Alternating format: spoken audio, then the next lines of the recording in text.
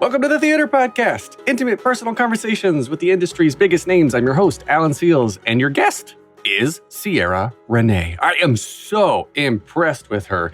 This is such an amazing conversation that I hope you enjoy as much as I did. Little known fact, she was in the workshop of Hamilton before it went to the public off Broadway. Did you know that? I didn't know that. We talked about that a little bit. She actually took a break from theater after doing a couple things, and she was Hawkgirl in the DC Comics Flash universe, of course. And then she came back to Broadway as we know her, Queen Elsa on Frozen. She was in that role for less than a month before COVID shut it down, and then the show closed. So that's an unfortunate turn of events that, of course, we discuss. But she made her Broadway debut in Big Fish. She was leading player in Pippin. Of course, left. I'll let her tell the rest of the story.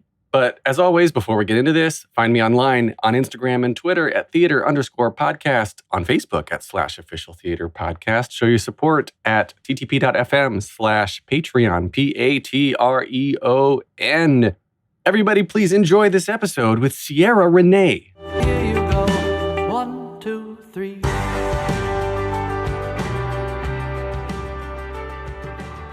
My guest today made her Broadway debut in 2013 as the Witch in Big Fish before stepping into Pippin as the leading player. She's played Esmerelda in The Hunchback of Notre Dame at Papermill, Playhouse, and La Jolla. She can be found on TV as Hawkgirl in the series DC's Legends of Tomorrow, Arrow, and Flash, and has additional TV credits including Law & Order, Master of None, and The Big Bang Theory. She was most recently seen on Broadway as Elsa in Frozen and can now be heard as one of the leads in the amazing new studio cast album In the Light, A Faustian Tale. Ciara Renée, welcome to the Theater Podcast. Hi, thank you so much. I think that's the fastest anyone has ever gone through my resume. It was very good.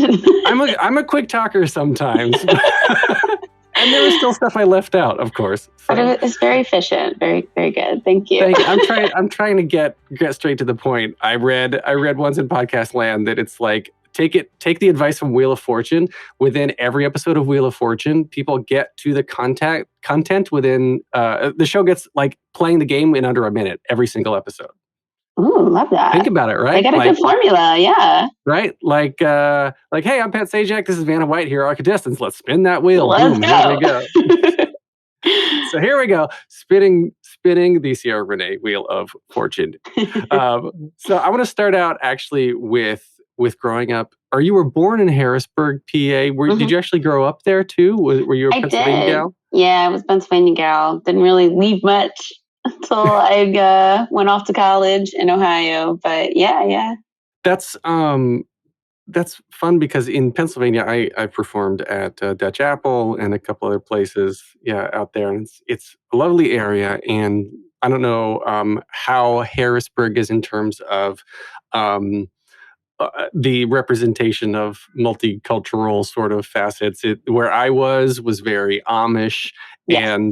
and very very white presenting. And yep. I was reading your mother is from mixed European cultures. Your father comes from African, Middle Eastern, Native American, European. Like you've got so much mixed into your family. Yes. I absolutely love it. So for you, were you sort of I guess physically an outsider growing up, and then how did that relate to the theater and starting to sing and perform?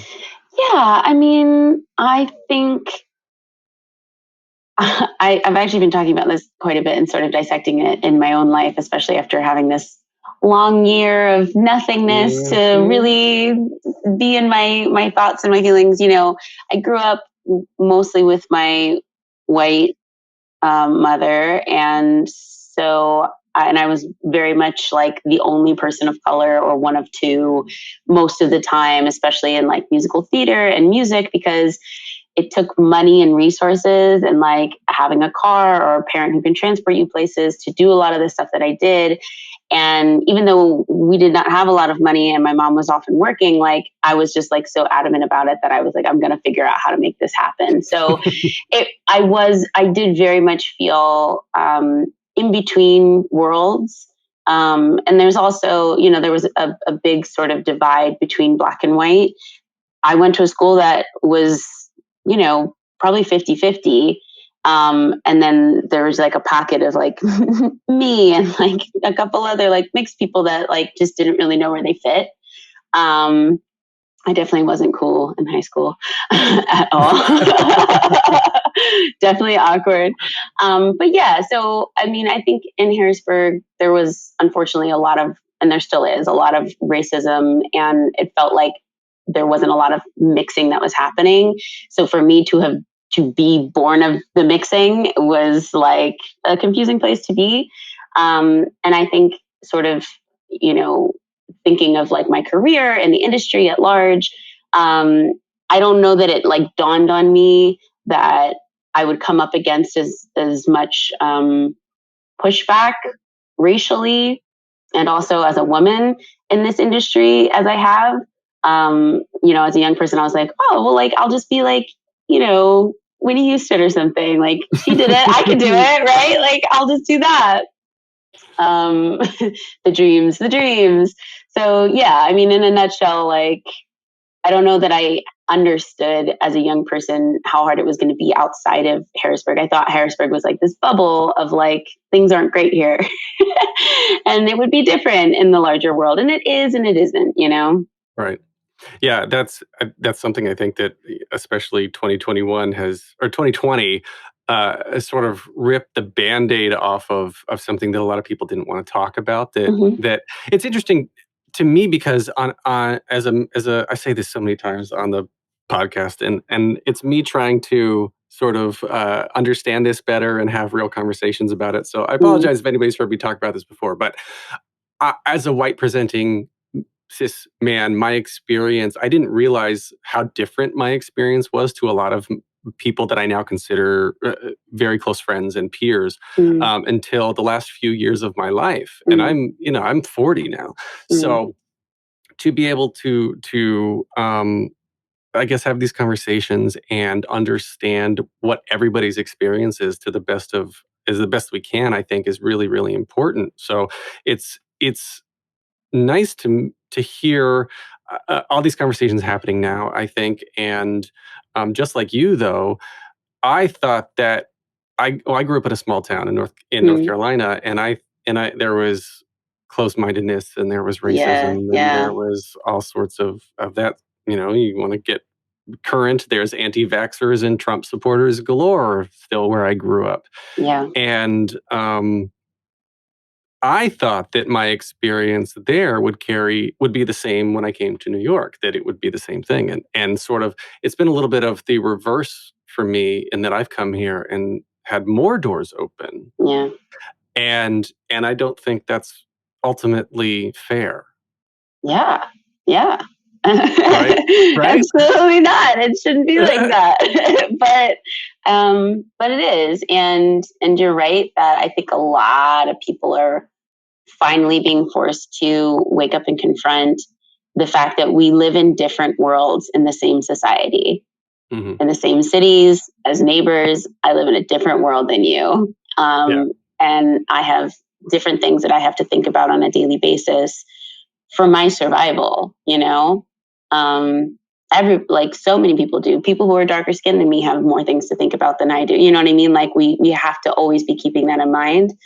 But even though you're 40, like I'm glad that at any point you can learn, right? At any point you can grow, at any point you can change, at any point you can expand, and you know what I mean? Like make different choices about your life, or like get to the bottom of your biases or prejudices or whatever it is. Like at any point, it's never too late.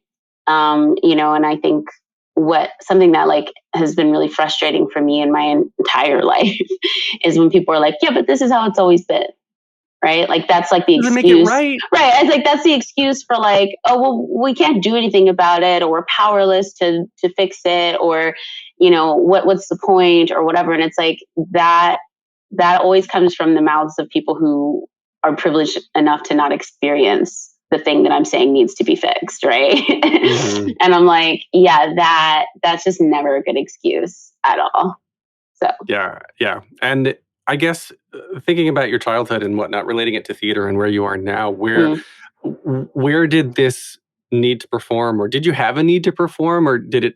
How did this story start of you just saying, "I'm going to learn to sing and I'm going to be on stage"? Because, like, again, comparing it to so many other people, it was a need to find a home, a need to find a tribe and a chosen family because where they were going to school or whatnot didn't fit with who they were inside.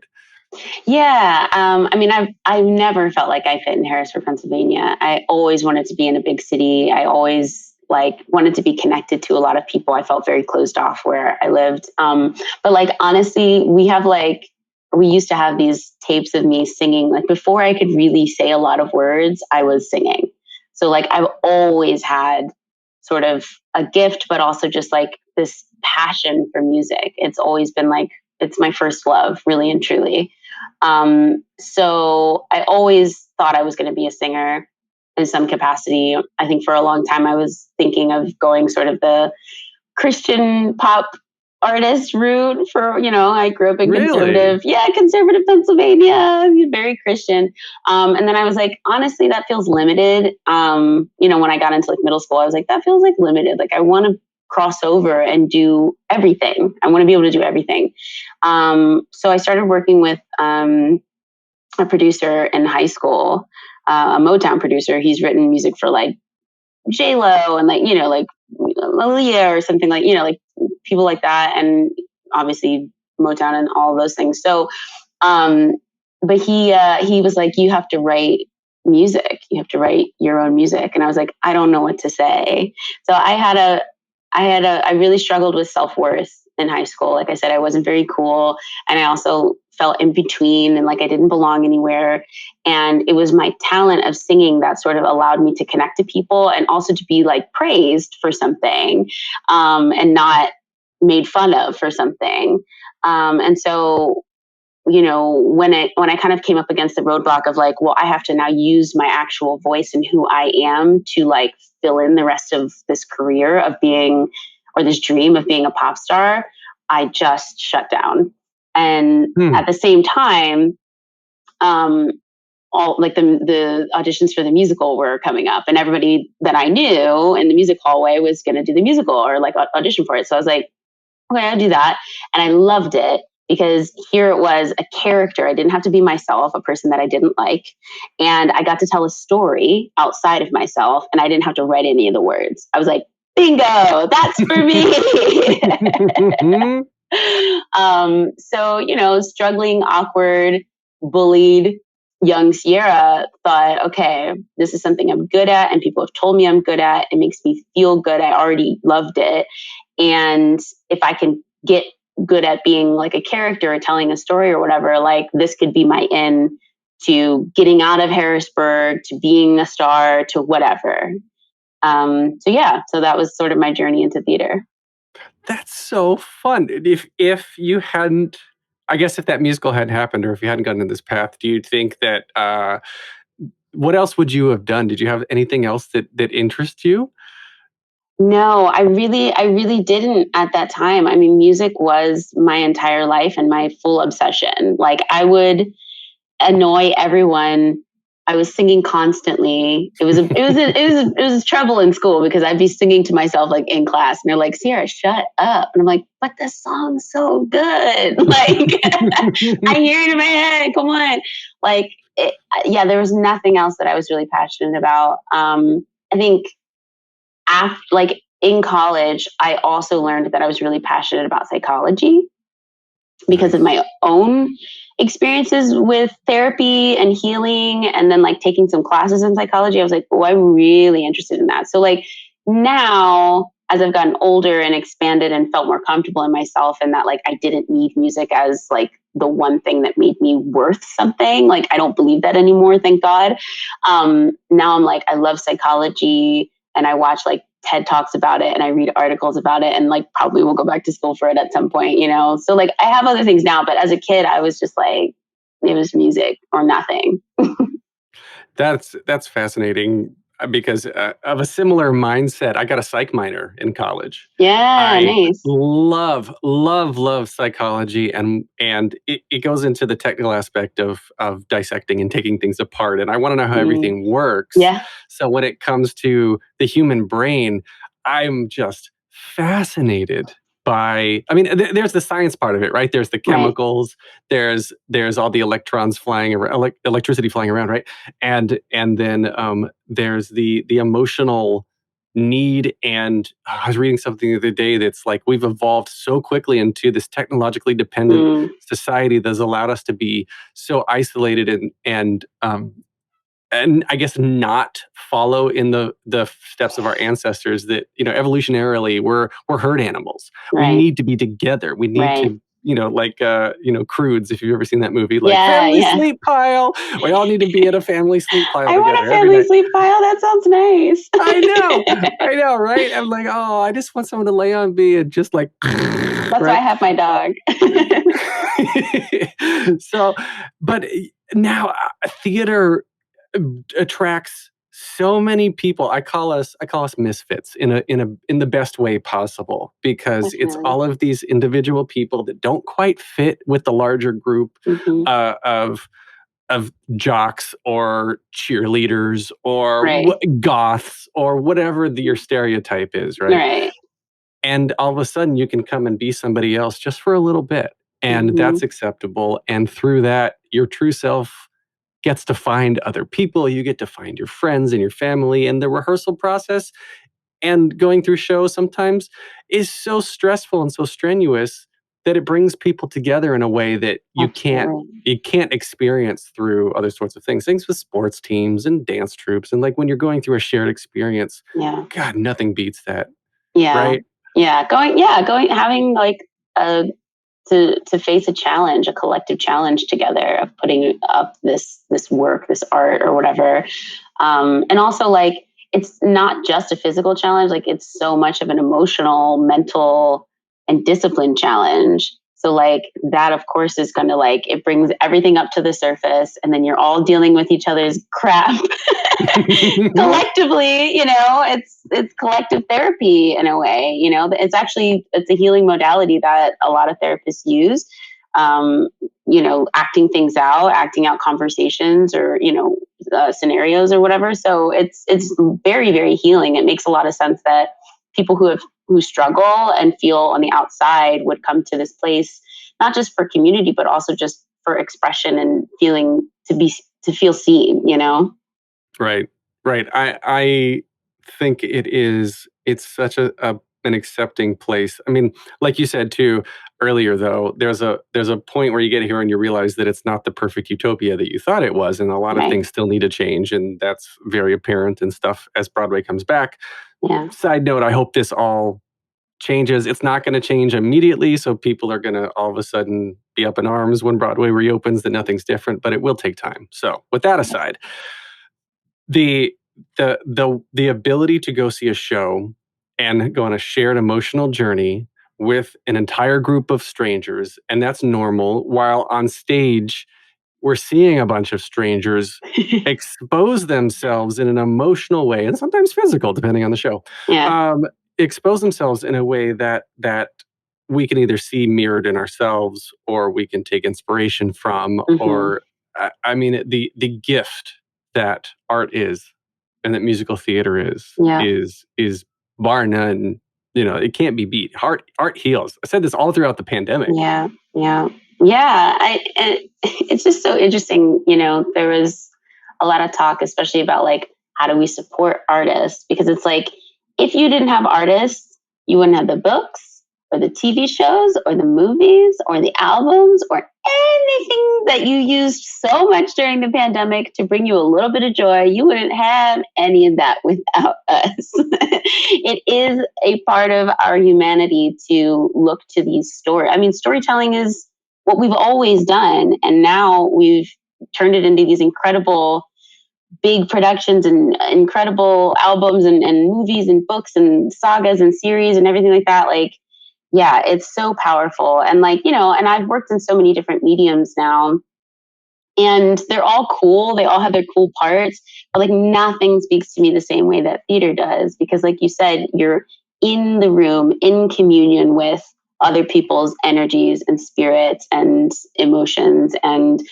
you just can't help but be moved. I mean, you have to have some real crazy defenses if you're not moved at all by just being in the space with other people, and it's been so lovely to, I've been doing concerts and things now that's sort of been coming back, especially now that it's the summer, we can be outside and do it, sweat our butts off while we're doing it. But it's so nice to be in the room with people and feel that energy again in a way that you can't necessarily on like a Zoom call, or you can't, over Skype or whatever, Talking postage stamps. That's what I call the Zoom concerts. Yes. Oh my God. That's what it is. I'm like, I need a different camera angle, please. Stop staring at the Something camera. else, Yeah, something. I need to look, because like even in conversation, you look around. But anyway, that's neither here nor there. Going to Pippin, I want to bring it back to that for a second, or bring it to that for a second, because it's that is such a unique role. The leading player is such a unique role because it's so physical. Physical on your body and your voice. So, and then of course, coming in and taking over a role that was originated by Patina Miller is just a challenge in and of itself, right? Sure. And so, talk to me about entering Pippin, because it was such a different production anyway than it would have been done before, because it used actual like cirque type performers, and it was very, very circusy. And yeah, I mean, just speak on that a little bit. Like, were you sort of intimidated going into it, or you're like, yeah, I got this. This is great. I mean, I definitely I think the physical challenge part of it was intimidating, but also so exciting. Like, I love to be challenged. I mean, I think most people do, but like healthy challenge. You don't want to be challenged where you're like, there's no possible way I could ever make this happen. But like, I was like, this is going to be difficult, but I'm definitely going to do it. So I was like working out 2 times a day in between, like having rehearsals and trapeze and magic rehearsals, because there's all the magic in the show, which was super cool and fun to learn, and all of the like dance stuff. I do not credit myself as a dancer. I can dance. I am capable of doing it. And I am wowed by it and in awe of people who do it really, really well. I do not put myself in that category at all. So I had to really, really, really work. Even for like the auditions, I was seeking out people who have worked, who are like Fosse aficionados, and like was like, train me, please, leading up to the audition. I don't think I would have gotten it if I hadn't done that. Wow. Yeah. So it was like, I just was like, I was on every day without stop. I actually was doing, at the same time that I was rehearsing, or when I opened Pippin, I was also doing the Lab of Hamilton. And I think he was like, you're like a shark. You like can't stop moving. Like if you stop moving, you're dead. And I was like, yeah, kind of right now.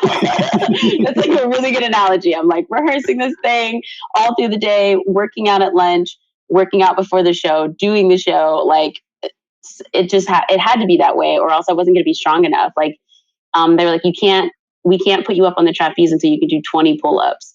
And I don't know about you. Yeah. Like by yourself, unassisted. If you can't do it, because I didn't have a harness or anything, like everyone was like free. Like you had to, it was based on your own ability to take care of yourself. Like all the cirque people are incredible and train a bajillion hours every day. Right.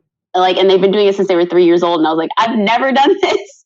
And like the last time I did a pull-up was like in high school for gym class. And I think I did 1 or 2. Okay. So I have to do 20 now. Okay. Yeah, no, it was definitely really challenging. But like so much fun and, beautiful. It was a beautiful show. I wish I had had more time with it. Yeah. I didn't realize that you were doing you say the lab or the workshop for Hamilton? That was the final lab before they went to the public, I think. Yes. So was there, and I don't know if you're allowed to say, was there an option to go with it, and yes. then you chose Pippin? So I chose no, actually, I chose Esmerelda. Right. Because I was Peggy Mariah, and I was like, look, I know that this Hamilton's about to pop off and it's gonna be cool, but I didn't want to be Peggy Mariah. Like if I were Eliza, I would have maybe thought about it. Or the other one, I forget her name, Angelica. But yeah, so I was like, I could be a lead in the Hunchback of Notre Dame. and then also do this TV show where I'm the lead, or I can do Hamilton and be the third lead. So like that was the choice for me, and I was like, I'm gonna go with the two leads, which at the time that was absolutely the right choice for me, you know. So yeah.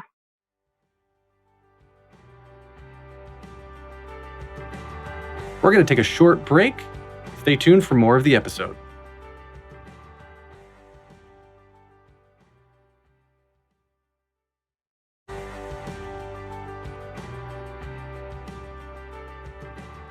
I didn't realize that. I guess yeah. So the TV series were coming at the same time, and was that I guess for that those were happening in parallel, and was one influencing the other in terms of like success on stage was influencing TV, or they both just sort of materialized at the same time?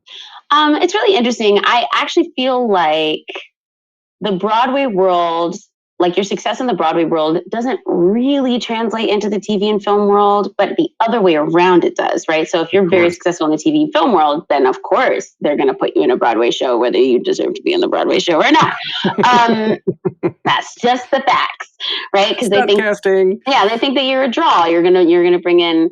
But like it's always interesting. Like when I audition for TV and film, I feel the energy is so different. Like they're like, who's this person? Oh yeah, you had like a credit or two, like cool, whatever. Or like, oh, you've been on Broadway, like that's so cool, you can sing. I don't care. But like in the Broadway world, I feel like because I've been there so much more, like I sort of know everyone, and there's like a level of respect and like appreciation and like just community, and like they want you to succeed and they want you to be the right fit. In TV and film, they're like, we have 10,000 other girls, we don't really care. Right. Well, that's what I was thinking was TV and film. I was going to say that it seems like it's much, I put in air quotes, easier to become a TV and film actor because you don't have to know how to dance per se, or you don't have to know how to sing, right? And in a lot of cases, you don't really need to know how to act either. This is true. But then it comes down to what you look like. So then it's actually not easy unless you're like, I'm going to get plastic surgery and like really make my face look completely different than it looks and eat nothing and look, weigh 10 pounds. I don't know. Like, it's not all like that, but that is like a sort of a prerequisite. And I feel like for all the people who are like, I don't want to do that, and I like music, they're like, I'll do musical theater. That's how I feel, at least.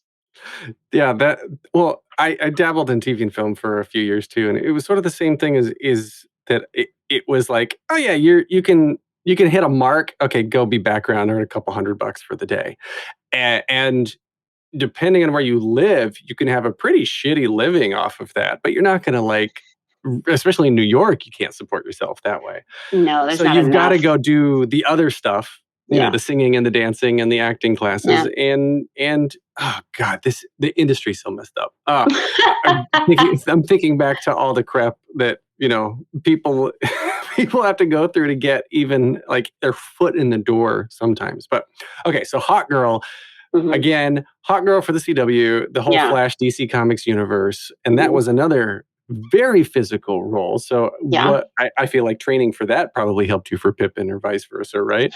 Oh, well, I think, Pippin definitely sort of set me up to be ready for Hawkgirl, because I was really working with a trainer kind of for the first time for Pippin. And so I sort of had like this like baseline of like, oh, this is how you actually like work out safely and healthfully.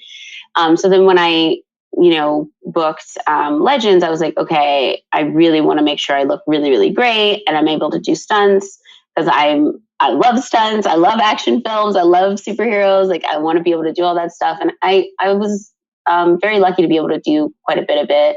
A lot of the flying, though, the stuff that was like, this is very dangerous, and if you hurt yourself, we will be screwed. So we're going to put the stunt double in, And she was incredible and always worked with me and helped me so much. But yeah, I mean, I started boxing at that time. So my body was just like, together. She was svelte, okay? It was really, really great. Oh, I love boxing. Like full body cardio. It's just, now I'm just really mad at myself for not going back to the gym so much. No, yet. you cannot be mad at yourself. Absolutely not. We're not allowed to be mad at ourselves after this year. I don't care what you did this year. You could have sat on your couch and done absolutely nothing. It's okay. You survived a pandemic. You are allowed to do whatever, look however. Okay, it's 2021. We're letting go of this crap of like, we have to, we should have, blah, blah, blah, blah. Which I'm a hypocrite for saying this because I still struggle with this myself. I'm not saying this from a place of like, I'm so enlightened. I'm like actually mad at myself all the time. But I just watched this TikTok recently, and I know everyone's like, TikTok, it's for kids. No, there's actually like it's great. There's an older segment, right? There's for us elder millennials. There's a place for us. But this really great chick, I think it's the Sage Soul or something like that. She was like, you cannot hate yourself into a version of yourself that you love. Oh, and I was like, I was so convicted by that. Like, thank you for saying that, because I'm a very critical person of myself. Like I hold myself to a very high standard. And so when I don't meet those standards, especially during a year where there's so much collective trauma and nothing is the same, and I've lost so many things, I really was beating myself up. Like, what did I do with myself this year? And I was like, survived. I survived. And I did other things. I taught and like whatever, like if I really want to sit down and like make a list, like I did good things, and so did everybody. Existing was enough. Staying alive is really okay. Oh, I agree with that. Josh Lehman is very good about this. I work with him on his podcast too, and he always like sort of begins and especially ends everything he talks about. He's like, if you woke up today, you're nailing it. If you got out of bed today, you're nailing it. Yes. If, just whatever you did, if you ate breakfast, you're nailing it. You are doing a good job, and it's very much, again, like we talk about mental health a bunch, and it just comes from a place of just needing encouragement and not feeling alone. And ironically, during the pandemic, another epidemic was loneliness. And the irony of loneliness is that so many people were alone. We were all in it together, but the definition of loneliness is feeling like you're alone, right? Right. So it's Right. like we can't get together and have a family sleep pile because we catch COVID and die. But that would be bad. That would not be good. that would be bad. So Yeah. COVID shut down your open-ended run in Frozen, which I am really upset about. You began, I believe it was February 18th, 2020, right? And then Broadway closed its doors March 12th, 2020, and as of recording this, has still not reopened, except for Springsteen, but we don't count that. So, you were in Frozen for less than a month. Yeah. Like, again, I guess in terms of like beating yourself up, this isn't something that you had any sort of control over, but like going from the high, I imagine, of being a Disney princess. You now have Disney princess on your resume. I have Disney queen on my resume, honey. Right, Disney queen. Disney queen, right? Yeah. To all of a sudden just like, I don't know when my industry is going to come back. Right. Yeah. In less than a month. It was a lot to process. It was a lot to process. This year in general has been a lot, but I'm sort of almost glad that Frozen, like if it was going to close, I'm glad that it closed sort of like the month after the pandemic started. So then it wasn't like me being like, I hope, I wish, I hope, I don't know what's going to happen. Like when we come back, is it going to be there? I don't know. Like that drama, I don't think I would have been able to sustain. So I'm actually kind of grateful that it happened when it happened, if it was going to happen, which it probably was. So I had sort of time to be depressed and lay on my couch and eat a bunch of chocolate and feel really bad and not have any real obligation to do anything. I just was like, okay, this is a perfect time for me to be sad AF.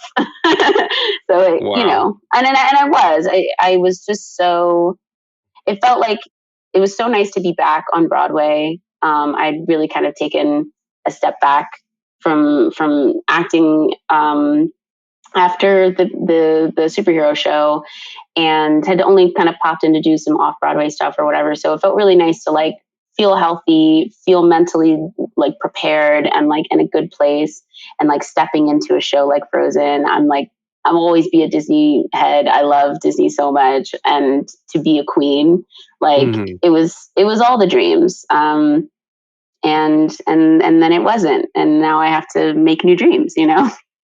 I love that, at least for less than a month, but there was time when uh, little girls that are not your blonde, blue-eyed white Right. girls can say, "Oh, look, that queen looks like me. I'm going to do that now." Yeah, and it's even been beautiful. Like I posted a version. Like I had actually sang "Let It Go" for a little girl, like back in 2015 when I was playing Esmerelda, like on my guitar, and I had a video of it, and I smashed that together with like a bootleg of me doing "Let It Go." Then in 2020, it's like so cool. 5 years later, I'm like doing it for real. And posted that on TikTok, and it blew up. And just the amount of comments are just like, oh my gosh, my daughters are obsessed with this. They watch it all the time. They're like, she looks like me. She looks like me. And just seeing all the little girls come to the theater in their, Anna and Elsa costumes, and just, look any which way. They looked like anything and everything, it was just so, and it's so funny to me. They saw no difference. Really, like they were just like, of course, she's she's singing and she's pretty and she's in a beautiful dress, and like, of course she's Elsa. Yes, duh. I see the powers. It's coming. Like, it's always like so funny to me when you hear sort of the rumblings of like, she can't play Elsa. She's not from a Nordic country, which is also not true because actually I have a lot of that in me. I was like, but. Okay. I was like, yeah, no, I don't traditionally look like a Nordic queen or whatever. I was like, but I'm pretty sure children either don't care or think it's really cool because it's sort of different than what they've always seen. It's just like with Olaf, when the actors who would come out at the stage door who played Olaf. Yeah, when Ryan would come out, they'd be like, the parents would go, she played Olaf. And they're like, there was no person playing Olaf. Olaf is the snowman, just the puppet. They like didn't see the person behind Olaf. No kidding. No, they were so confused. They're like, no, I don't think so, Mom. There was like literally, I've heard kids be like, there was no person. What are you talking about? Olaf was like, wow, just the puppet. And it's like clearly there's a person behind it for us. But kids are they're just so much in the magic of it, and they don't have those. That's the biases. It's so trained. It's not something that they've learned yet. So they're like, as long as you wear the costume, I'm down. It's it. Oh, I love that you said that. Biases are taught. I've always said shame is taught too. Yeah. Embarrassment. Kids want to run around naked all the time. Absolutely. And I have 2 little boys, and like the amount of times I catch them just like playing with themselves, I'm just like, don't do that outside. Yeah, maybe not outside. Just don't do that outside, but wherever you're comfortable at home, do your thing, and put some underwear on before you go on the porch. But yeah, I try to encourage, of course, self-discovery, self-exploration, and because it's so important in general, right? But then when you get these biases that are inherited in not a genetic way.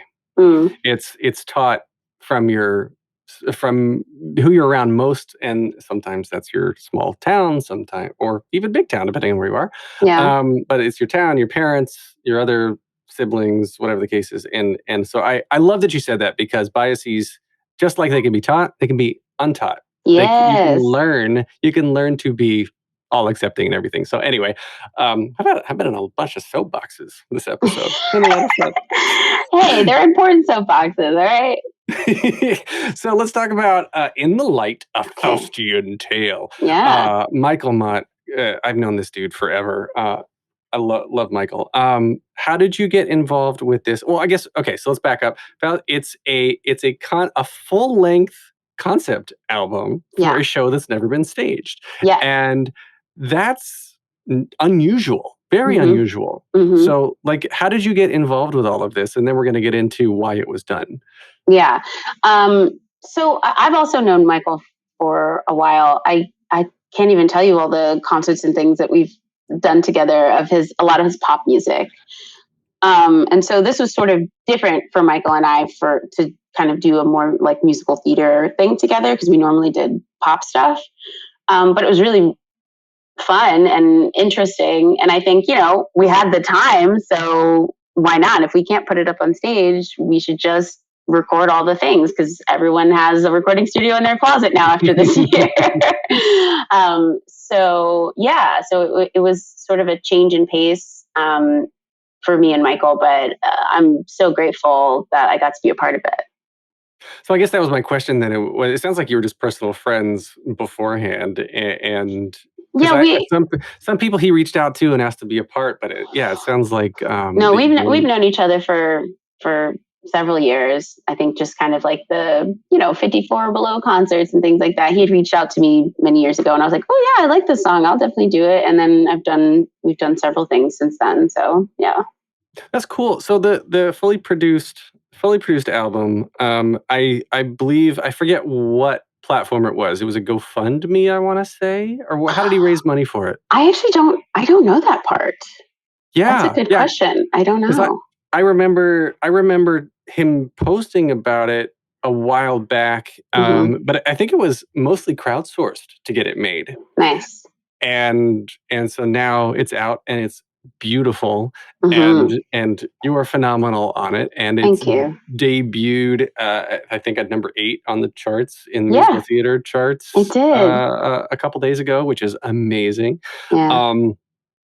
And I guess, was there a plan? It sounds like that you've worked with Michael a lot and we're in this with him from the beginning, but do you know what the plan was with this if COVID had not hit? Because obviously he's been working on it for a while. Yeah. I mean, I can't say for sure, no, but I mean, I think obviously, if COVID wasn't here, it's a full show. It's ready to like start really putting it up and looking at it and seeing what works and restructuring whatever we need to do. But yeah, it needs to get on its feet. It's ready. I agree. I think I would go see it, and I would see everybody who is on the album. I think it's absolutely phenomenal. I mean, just all the star power, yourself included, that is on it. I'm in good company. Jeremy Jordan, Saleha Pfeiffer, it's good stuff. Yeah, Antonio Cipriano is just beautiful, beautiful voice. Yeah. But then I would like to wrap up here with 3 standard closing questions that I ask everybody to finish out the episodes. All right. The first one, very simply, is what motivates you?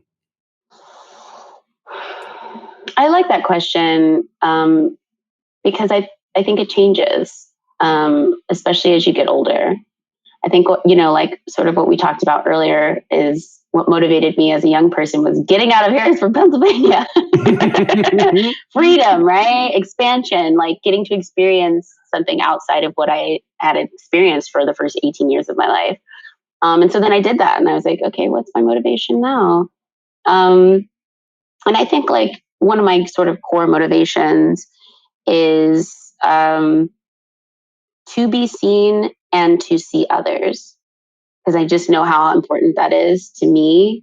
And like me feeling good and safe in the world is like to feel seen. And I feel like as an artist and doing my art, that is how I am seen, and I want to do that for others by creating safe space for them, like you said, being in a dark room with a bunch of strangers, feeling your feelings. I love that. I love creating that safe space where people feel like they can do something that they might not normally do on an everyday basis, of really experiencing their feels in a safe way. So that definitely motivates me. But also, I would say, I think sort of blazing trails where there haven't been before. Playing Hawkgirl, who's normally a white woman, playing Elsa, who's normally a white woman, playing, just bending people's concepts of what's beautiful, what's acceptable, what makes sense, what should be, all of those things, pushing limits and boundaries. That's always been a big part of what motivates my work. There's a question in there that I'm trying to formulate, that it's something about what makes you feel seen. I know you said being on stage and performing, but what is it? And I don't even know if I can answer this myself. But when you say I want to be seen, what would make you go to bed tonight and allow you to say I was seen today? That is a really good, deep, big question. That's really hard, because it isn't just like having people clap for you or validation or whatever. Like, that's not even necessarily being seen. I think more so it's when I have the conversations at the stage door where people were like, you helped, you being vulnerable and showing your authentic experience or self, especially like in my concert work, because I get to be me. It's not a character. I'm talking about me and my life, right? And then singing songs and being characters. So like it's both. But when I talk to somebody and they say like that, listening to your struggle or your story has inspired me, or it touched me and made me feel like, oh, I'm not alone in this. That also, I'm like, okay, cool. You saw me and I saw you in that moment. And that's dope. Like that feels the best out of anything. Acknowledging weakness and being accepted for it. That's what I think it is. Acknowledging that even though we're supposed to be perfect and post nothing but great pictures on Instagram and TikTok all day long, we're all insecure weenies with imposter syndrome. Yes, we are. All of us. It's like the weirdest thing when people are like, you're so confident and like so like, and I'm like, if only you really knew what's going on. I'm like, and I try to be very honest in my social media. I talk about mental health. I talk about when I'm struggling. I talk about when I'm having crises of confidence. Like I am not. I've never been the cool girl. I don't know what y'all are talking about. Like, yes, I have talent or whatever. That's so cool. But like, I'm much more interested in my humanity and the things that I struggle with and the things that you struggle with in your humanity than anything else. Well, I see you. I hear that. Yay! All right, next question then. What advice would you give to your younger self and younger people listening now, starting out down a similar path? Oh my God, just don't listen to anybody. Just don't. I mean, and I mean this in like find a balanced way to do that, right? There are people who know more than you. Do listen to what they say. Don't necessarily follow what they say, right? It's important to take in all the information, and then you got to like really trust your gut. I think, especially as a woman and especially as a person of color, we are very often trained out of trusting our guts in order to make other people feel comfortable. And that's so dangerous. And when you lose touch with that, it is very hard to tap back into it. So I implore you, especially young people of color and young women, trust your gut. When something feels wrong, get away from the thing or talk, or like use your voice, and just don't allow other people, older people, jaded people to say, well, this is how it's always been, or you're never going to be able to change it, or don't listen to any of that crap. Just don't. We need younger people to have hope. We need you guys to balance us out, us jaded folk, okay? Who've seen too much and experienced too much and are tired, okay? We need you to be the opposite of us. So don't listen to us if we're trying to like shut you down. We're trying to keep you safe. Listen to it and then figure out the best way to sort of alchemize that information. Beautiful. I love that. Okay, so last question. This one's super hard. If you can only see one show for the rest of your life, oh my God, God, as many times as you want, what would you see?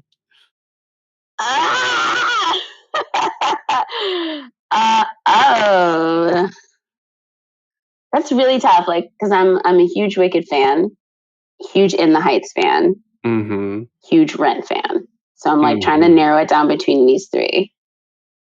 Because they sort of have everything in them, right? Like they have like joy and dance and movement and like epicness, right? And then they also have like tender sadness and anger and like the deep emotions. They all have that. And they have great narratives that I really respond to. Okay, maybe. Okay, here's what I'm going to say. I'm going to say probably In the Heights, only because every time I go to listen to like a musical theater album, it is the one album that I can listen to every song but one over and over and over again and not get tired. All right. Yeah. I'll go with that. Yeah. I accept. Okay. Wait, what's yours? Now I want to know what yours is. Mine, I think I have to say is Rent. Yeah, right? Because like it changed my life in that it's what got me interested in theater. See, In the Heights did that for me. Rent got me way more interested in theater because I was like, oh, it's not just Oklahoma and Carousel. Like you can do this. That's so cool. But In the Heights was the thing I went and actually saw. It was one of the first musicals I saw in New York. And I was like, oh, look, people of color. Oh, like all people of color. Oh, we can do this. I was like, I can do this. Okay, great. Perfect. I love it. So, yeah. Oh, yeah. I love that. Okay. So, of course, listen to Ciara in the Light, a Faustian Tale everywhere streaming music is found, or visit broadwayrecords.com/in-the-light with dashes. I'll have the link in the show notes in case I went through that real quickly. Where else can we find you on social media? I'm Ciara Renée 8 on just about everything. Well, that's not true. On TikTok, I'm so fresh and so queen. And then on Twitter, it was for Elsa. On Twitter and Instagram, I'm Ciara Renée 8. Facebook, I'm Ciara Renée. You can find me all the places all the time. Were there 7 others? Is that why you chose 8? No, Ciara Renée was just taken, and 8's my favorite number. So, wonderful. Find more information about me at thetheaterpodcast.com. I'm on Instagram and Twitter at theater_podcast. Leave a rating and a review now wherever you are listening. This has been edited by Well-Rounded Hoodlum Productions. Thank you to Jukebox the Ghost for the intro and outro music, and thank you to Ciara for the wonderful, wonderful conversation. You're a Jukebox fan, aren't you? I'm a Jukebox the Ghost fan for sure. I love that. Hell yeah. Thank you so much. Thank you. I hear you. You're nailing it today, Ciara. Oh, thank you so much. Thank you. Take